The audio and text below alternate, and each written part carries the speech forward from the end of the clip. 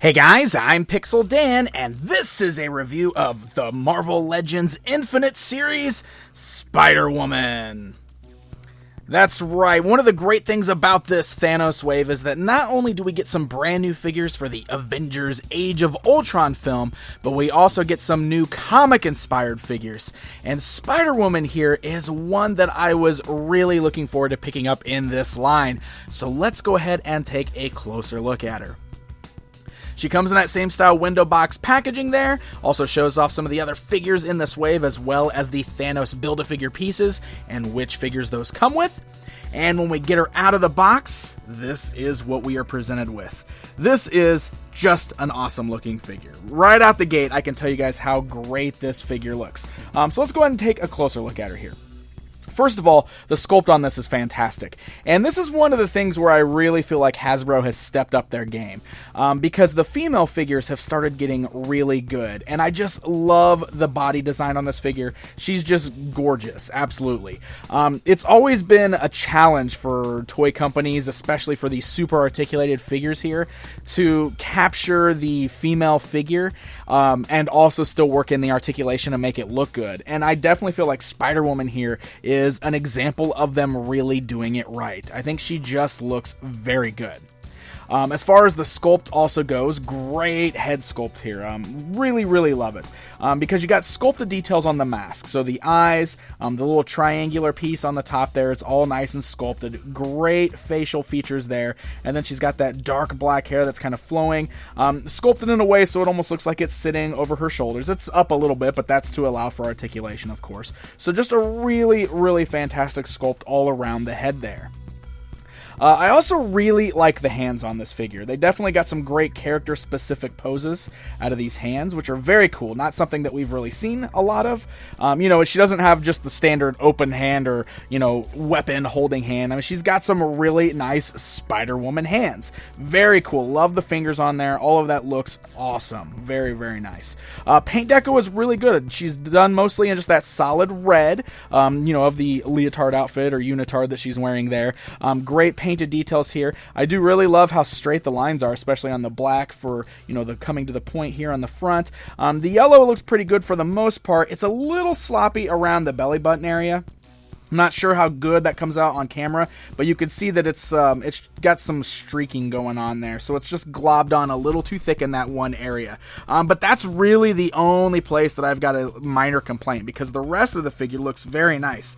Look at the boots there. The boots are just kind of painted on there, so there's no actual cuts for the boots, but the line work looks really nice on there. She's just awesome. Great looking figure. Great colors. Very bright. Very vibrant.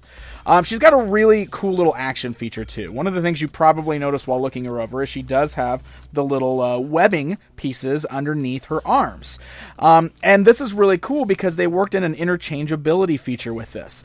So there's two ways that you can pose her.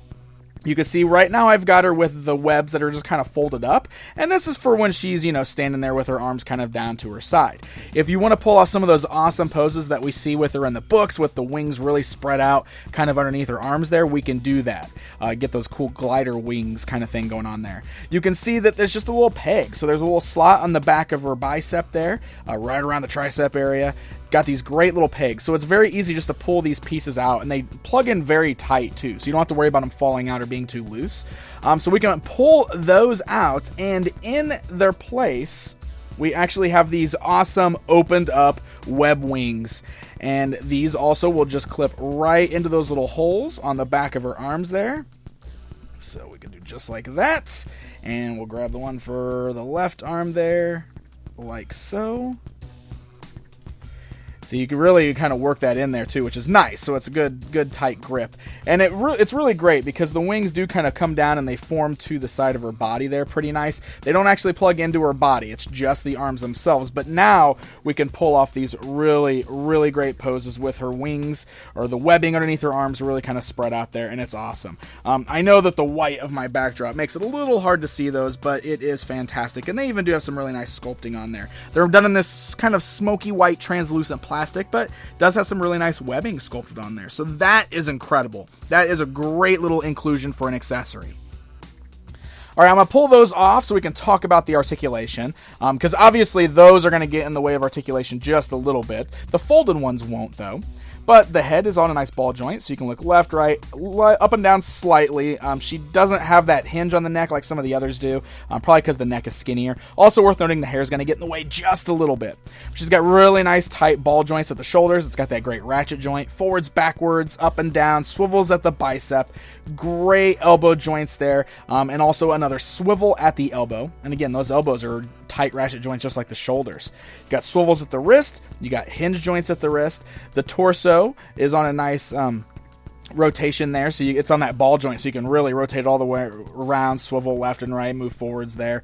You got the great hinge-like joints at the thighs. The legs are slightly hindered from going outwards too far, but they do go forwards and backwards pretty nicely. You got swivels at the thigh cut, really great, really tight double joints at the knees. Look at that. Oh, that's perfect. No boot cuts, as I mentioned, but she does also have really nice tight joints in the ankles there, and also they can swivel there. You got those great pivots on the ankles. So, really nice articulation, exactly as it should be for this particular character. And, with the inclusion of those interchangeable webs, you can really pull off some awesome poses with her. So she just really turned out incredible. All right, and as far as other accessories, the only other thing she includes is the left arm and the head for your Thanos Build-A-Figure. So again, she's definitely one of those figures that she's great anyway, but if you want to pick up your Thanos, you got to get the head, right? So there you go, my friends. There is a look at the new Marvel Legends Spider-Woman figure, part of the Thanos wave. Really fantastic figure. Like I said, I love this one. This is one of my favorites from the wave. Just an all-around great figure and somebody that we've really needed to add to the Marvel Legends shelf for quite some time. Love the inclusion of those webs for the arms. I think those work out really well, and I would definitely recommend grabbing this one and adding it to your collection. Hope you guys enjoyed my quick review of Spider-Woman from the Marvel Legends line. This wave is in stores right now. You can also pick it up online at places like BigBadToyStore.com. So, happy hunting, my friends, and until next time.